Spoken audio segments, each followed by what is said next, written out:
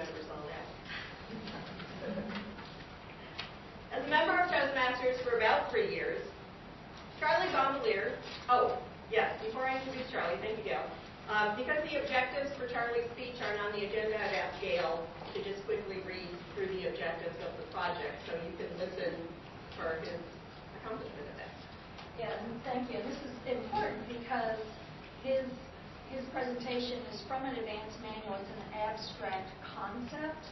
So his objectives are to research and analyze an abstract concept theory, historical force, or social or political issue, and then present the ideas in a clear, interesting manner.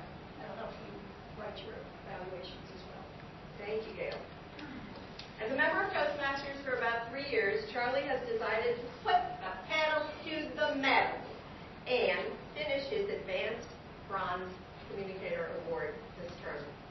And go from there. He has also made a goal to finish his Advanced Silver Communication before the end of the year, which would be 10 more speeches after he finishes 10 that he's working on. It has become an addiction in attending Toastmasters because of how much he learns each and every time he attends. Perfect attendance is the third goal for this third term. Please help me welcome our second speaker, Charlie bombalier.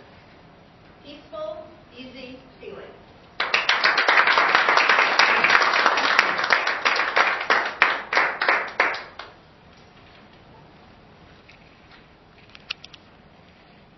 A good friend will bail you out of jail, but a really truthful, close friend will be sitting right next to you saying, "Wow, we really had fun." Toastmaster, fellow Toastmasters, and welcome guests. I have to put my glasses on for a second. There's something comforting in having a peaceful, easy feeling, knowing you have a true friend. I'm not talking about your regular, everyday friend or acquaintances from work or your neighbors, or even the ones that we meet here at Toastmasters. Although I'll warn you, Toastmasters is very conducive to having long-time friendships.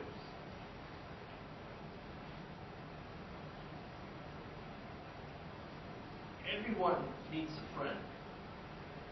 We need a friend, or friends actually, to say all the good things that's happening to us in our happy days.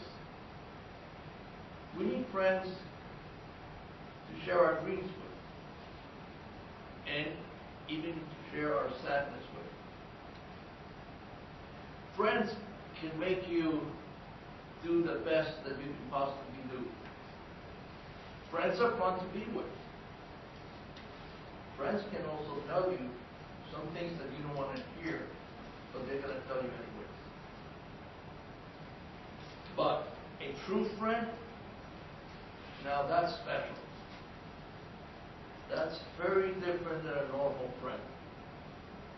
I've had a handful of friends in my lifetime, true friends. I'm going to tell you about 3. One, whose name is Phil. When I lived in Fort Lauderdale, we were buddies for 23 years, and I mean to tell you, we were inseparable. We were together most every day. This guy would give the shirt off his back to a stranger. Trust, I would go to his place. He had a restaurant and lounge, and he'd be counting his money in his office and say, "Oh, I got to go do something. Wait for me," and he'd lock me in the office.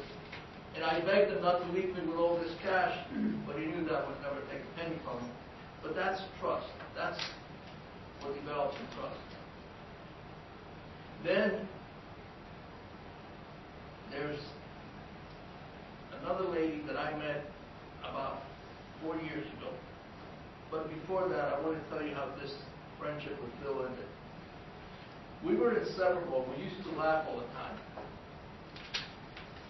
When he got his diagnosis from the doctor, we both cried together. 4 months later, we were burying him from brain cancer. This lady, Michelle, I've known her for four and a half years. I never met her face to face. I got a hold of her through a survivor's blog. And for some reason, we just clicked. And we talked endlessly for hours and hours. And she was very distraught because she suffered unspeakable damage and abuse in a boarding school. One night, about a year and a half ago, she called me up and we spoke for 45 to an hour maybe. She was joyful, she was happy, she was laughing. And we said our goodbye. We had actually planned to meet in 3 weeks. My family, we were going to meet her family. I got a call at 5:30 in the morning from her cousin that I never met, didn't even know she existed, saying that I need to call you because Michelle was dead. She committed suicide in the bathroom of her house. And they found a piece of paper in her hand that said, tell Charlie I love him.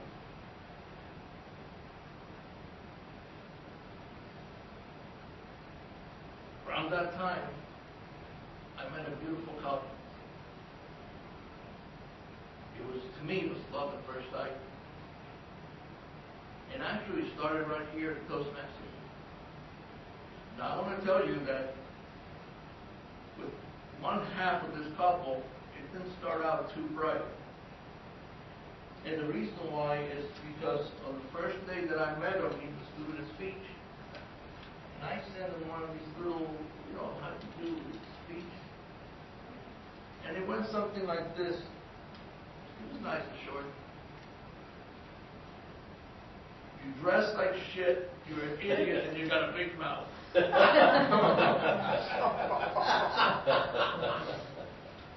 What can I say?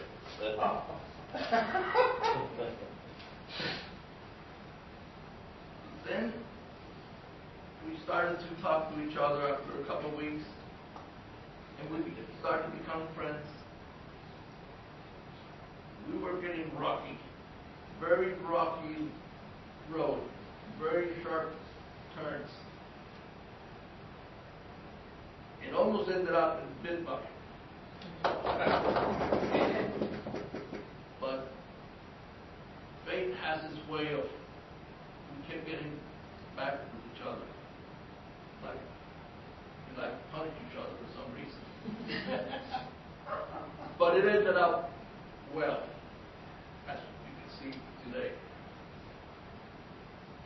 And I think it's time that I let them know, because I've never let them know this, that I know when I look at someone or when I meet someone, I have 3 things that I have to be a really special friend. And that's respect, that's trust, and love. We respect each other incredibly. And love comes because we touch each other's heart through the things that we do for other people. And ladies and gentlemen, I'm here to tell you that I'm proud and honored to be Jonathan Dunn's best friend.